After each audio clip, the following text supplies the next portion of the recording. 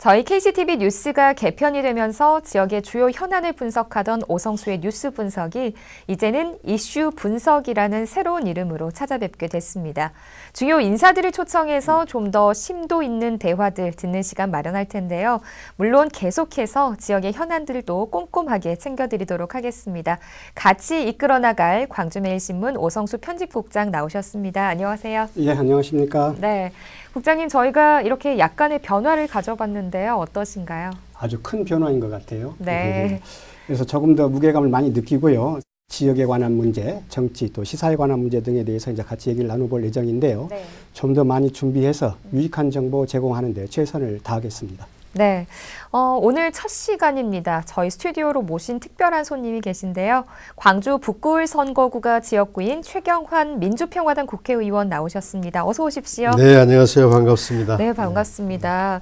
저희 스튜디오는 어떻게 처음이시죠? 네, 처음 왔습니다. 네, 어떠세요? 아주 아담하고 또 대화하기 무척 편한 장소 같습니다. 네, 최경환 의원 모시고 나눠볼 이야기 첫 번째. 바로 5.18 망언 논란입니다. 먼저 의원님, 자유한국당이 주장하고 있는 이 망언 논란의 핵심 내용 어떤 건가요? 그렇죠. 그 핵심 내용은 5.18 당시에 북한군 특수부대 600여 명이 광주에 내려와서 네. 이렇게 폭동을 일으켰다는 것인데요. 광주 민주화운동은 광주 시민들이 그 당시 전두환 신군부의 그 폭정, 네. 또 개헌군을 앞세운 이런 시민들 학살 행위에 대해서 저항해서 우리 시민들을 지키고 광주 공동체를 지키고 민주주의를 지키고자 하는 위대한 일이었거든요. 그런데 네. 그것을 갖다가 북한 특수군들이 와서 했다. 이렇게 왜곡하고 날조하는 게 네. 중요한 내용입니다. 네.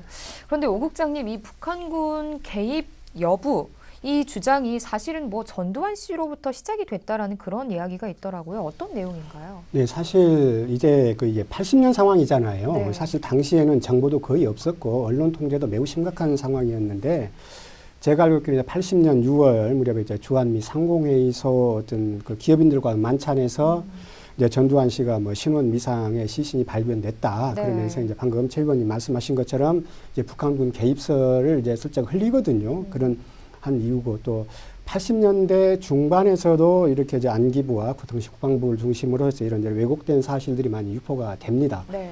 그리고 이제 최근에 보면 아시겠지만 이제 전두환 회고록에도 이 북한군에 관한 것들이 나오는데요. 한마디로 정리를 하면 당시에 이제 광주 시민에 대한 무자비한 이 진압 이런 것들이 이제 굉장히 문제가 될 것 같고 문제가 되니까 네. 합리화하기 위해서 당시에 좀 주장했다 이렇게 보면 네. 될 것 같습니다. 네. 북한군 개입의 근거를 만든 게 바로 전두환 전 대통령이다 이런 내용인데요.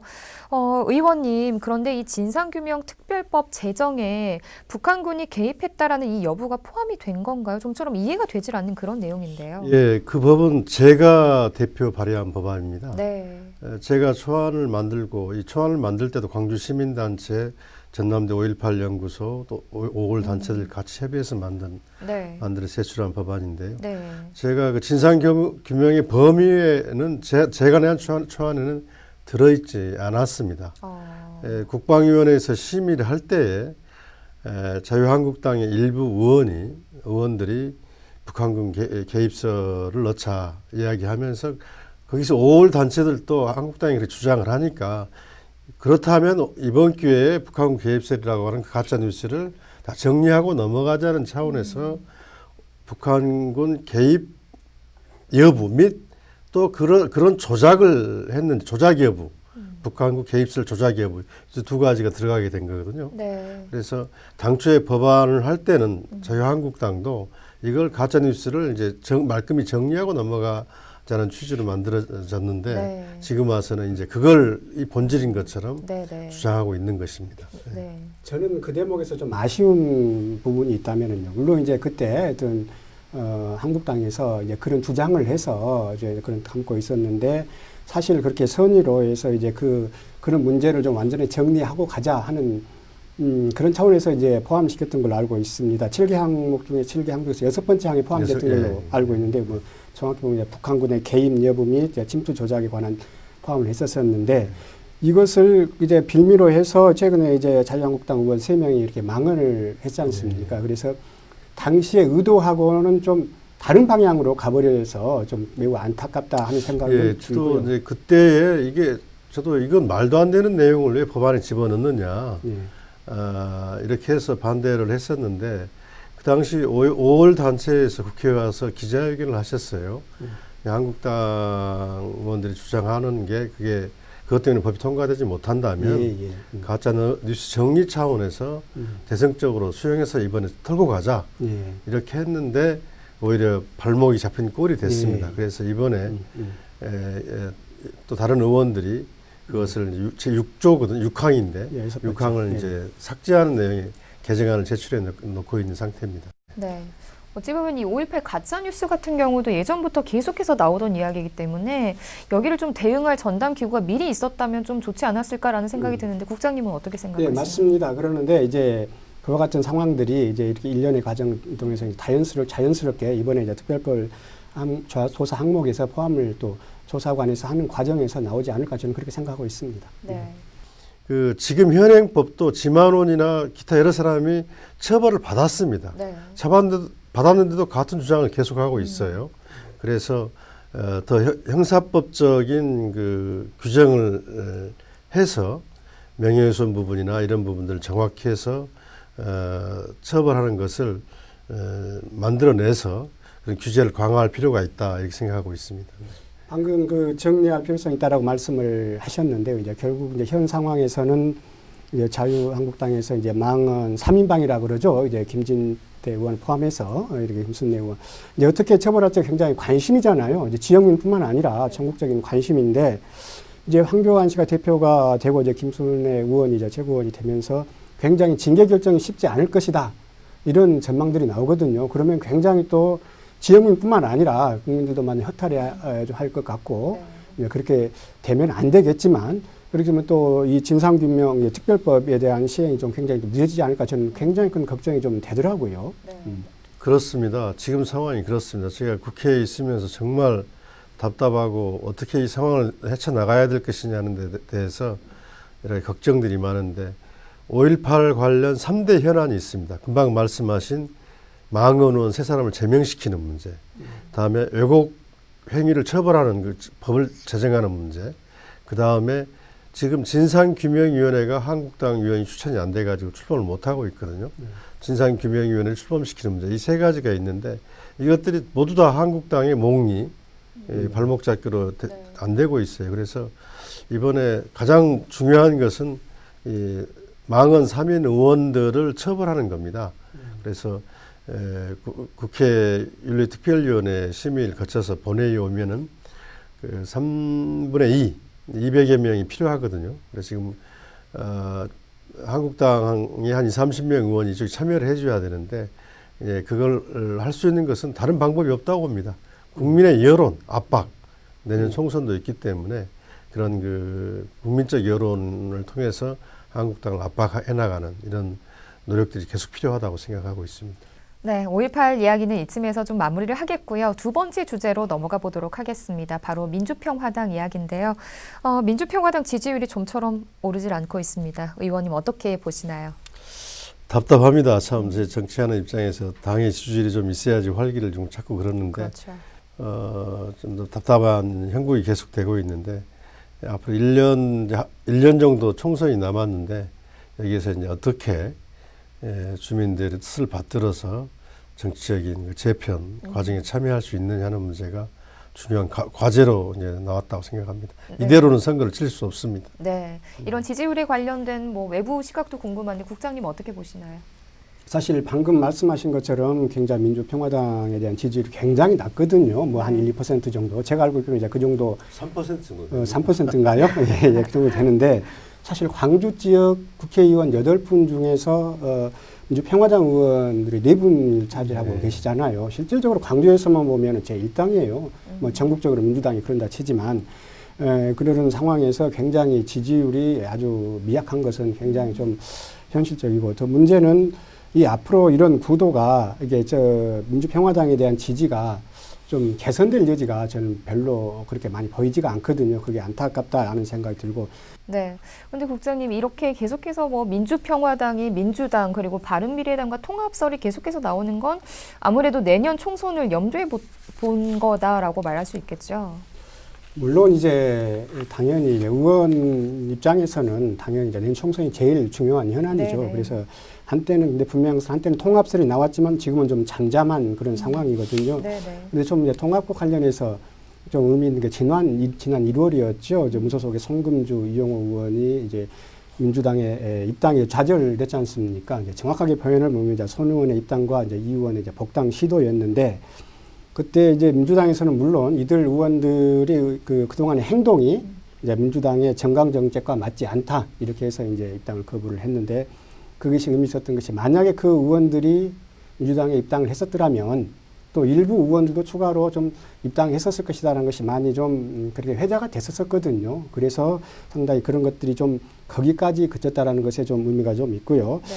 개인적으로 저는 좀 통합이 좀 어려울 것이다. 이렇게 보고 있습니다. 네. 사실 이제 의원님들 입장에서 어떻게 모르겠지만 이제 특히 이제 민주평화당 의원님들이 이제 광주 지역에 4분 계시잖아요. 이제 굉장히 컬러가 다양하고 개성이 다양한 분들이거든요. 그분들의 이제 통합이 과연 이루어질까 네. 민주당과 그런 것이 좀 쉽지가 않고요. 또 유권자 입장에서도 사실 선택폭이 많은 게 좋습니다. 개인적으로 보면. 그래서 뭐 일당에 대한 신임투표 성격에 이런 것들은 바람직하지가 않고요. 뭐 2개 당인지 3개 당인지 이것은 이제 별개로 문제지만 저는 그렇게 선택폭이 좀 넓은 게 좀 바람직하다. 저는 이렇게 보고 있습니다. 저도 뭐 옥장님하고 비슷한 생각인데요. 과거처럼 우리가 호남이 일당 구도로 특정 당의 특정 기호만 찍는 이런 것으로 되돌아가야 되느냐. 과거 좀 정치 후퇴라고 생각하고 네. 경쟁 구도가 만들어진 것이 올바르다는 생각을 하고 있습니다. 다만 통합은 두 가지 문제인데 하나는 민주당 스스로도 이번에 이용호 송금주 의원의 이 좌절 과정에서 보듯이 민주당의 또 순혈주의랄까 개파 순혈주의가 강화되는 것 같습니다. 정치를 이렇게 연대와 연합을 통해서 확산시켜 나가기보다는 개파성을 강화해서 호남도 이제 민주당이 이렇게 획득하겠다고 하는 네. 의지가 확고한 것 같고요. 그런 점이 있고 또 하나 우리 시민들이 제일 싫어하는 게 정치공학적으로 움직이는 겁니다. 아무런 명분이나 가치 뜻이 없이 세력만 모아가지고 이렇게 힘을 모아서 통합하고 이런 것들 이런 것을 그래서 바른미래당의 호남 의원들과의 하나로 합치라는 게 그런 요구들이 일부 있는데 그렇게 해서 무슨 시민들이 그렇게 다시 쳐다보겠는가 네.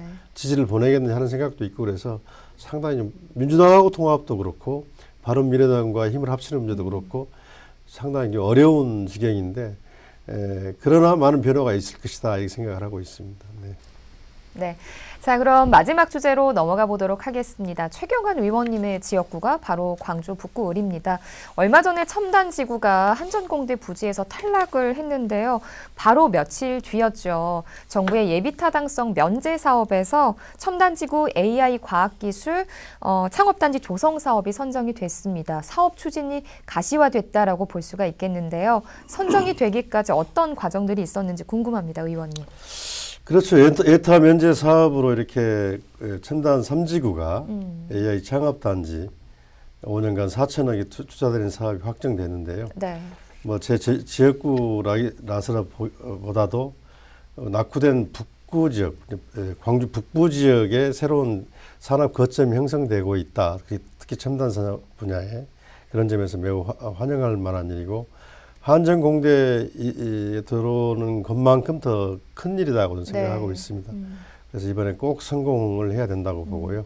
우리 이번에 광주시나 또 우리 시민사회 또 많은 그 정치권에 계신 분들도 이 일을 위해서 노력했다고 생각하고 이런 점에서 참 아주 좋은 일이라고 생각하고 있습니다. 네. 네, 최근에는 LG가 관심 있다라고 표명을 해서 더 주목을 받았었는데 국장님 이렇게 AI 산업이 계속해서 미래 산업으로 각광받는 이유가 뭘까요?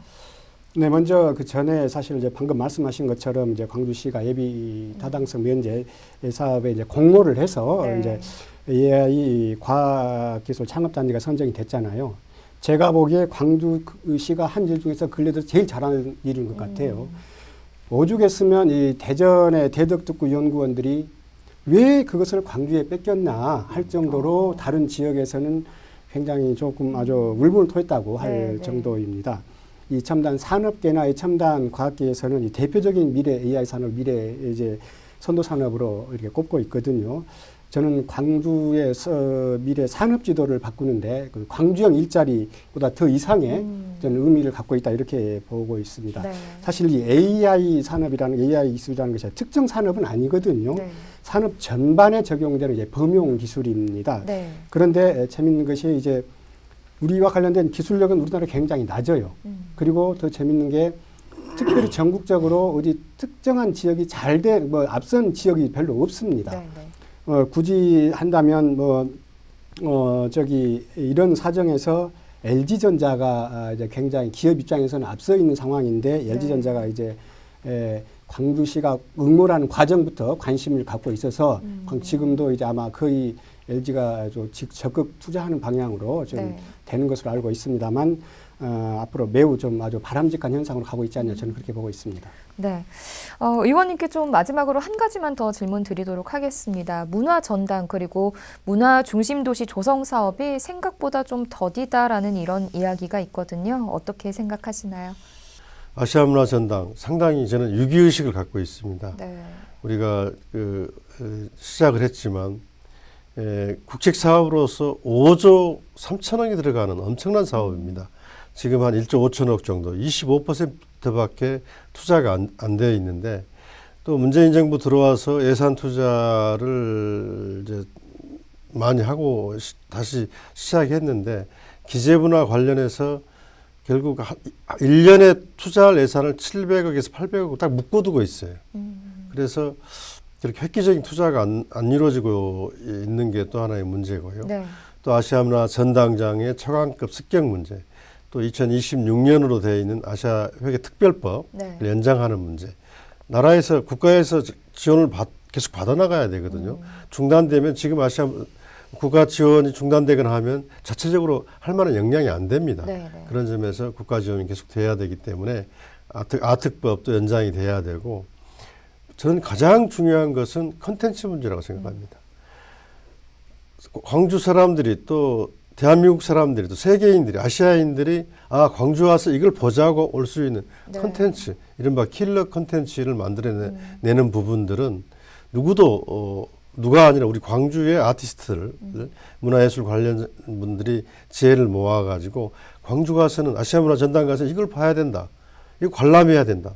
이런 킬러 컨텐츠가 생산되는 일이 무엇보다 중요하고 그걸 가지고 정부를 설득해서 돈도 받아오고 여러 가지 기구도 좀 크게 격상시키고 하는 그런 노력이 필요하다. 제일 중요한 게 그거라고 생각합니다. 네, 국장님 마지막으로 어떤 점이 더 필요하다라고 보시나요? 저도 공감을 하는데요. 사실 국립 아시아문화전당 같은 경우는 굉장히 기대를 많이 했었는데 효율적으로 운영되지 못하고 있는 게 굉장히 큰 문제가 되고 있거든요. 이 콘텐츠가 빈약한 콘텐츠 문제가 가장 문제였고, 방금 말씀하신 전당장 문제도 그렇고, 또 현재와 같이 계속 정부에서 운영을 해야 되냐 아니면 또 사단 법인화하는 그런 문제가 지금 논의가 되고 있는데요. 지금 한 4년 정도 이렇게 운영을 했거든요. 그래서 2020년 4월에 이제 법인화 평가가 이루어집니다. 다시 말해서 이제 사단 법인을 할 것인지 아니면 현재 같이 정부가 이제 계속 운영할 것인지 결정을 하는데 이 장단점이 이제 극명하게 좀 나눠져 있고 지역 문화계 인사들도 예술계 인사들도 이에 대해서 이제 공감대가 형성이 좀 안 돼 있는 상황이거든요. 그래서 올해 내년이 상당히 중요한 국립 아시아 문화 전당의 운영에 있어서 농년에 있어서 매우 중요한 해고 그런 것을 감안해서 특히 그쪽 분야에 저희가 기부신 우리 최 의원님 역할이 좀 많이 좀 필요하지 않냐 저는 그렇게 생각하고 있습니다. 그 일 하러 문화체육위원회 배정이 됐습니다. 지역민들이 많이 좀 기대를 하고 있는데요. 꼭 좀 기대에 부응하셨으면 하는 바람입니다. 최선을 다하겠습니다. 네, 좀 더 시간이 충분히 더 있었으면 좋지 않았을까라는 이런 아쉬움이 드는데요. 의원님 마지막으로 저희 KCTV 시청자 여러분들과 지역민들께 한 말씀 부탁드립니다. 예, 광주 KCTV 우리 지역사회의 여러 가지 문화 공동체 여러 생활들을 속속들이 보여주는 아주 소중한 매체입니다. 저는 KCTV가 더 큰 역할 모든 분야에서 했으면 좋겠다는 생각이 들고요. 또 그런 점에서 우리 광주가 여러 기회 요인도 있지만 또 도전을 넘어서야 될 과제들도 너무 많이 있습니다. 5.18 문제, 아시아문화전당, 산업 생태계 구축 여러 가지 문제들이 많이 있습니다. 이런 점에서 우리가 과거에 그렇게 했듯이 우리 150만 시민들이 힘을 모아서 또 지혜를 모아서 해 나간다면 충분히 이겨낼 수 있다고 보고요. 이런 점에서 우리 모두 한마음 한뜻으로 새해 큰 일을 한번 같이 해보자 이런 결의를 했으면 좋겠습니다. 네. 오 국장님도 저희 어차피 다음 주에 또 뵙겠지만 한 말씀 더 해주시죠.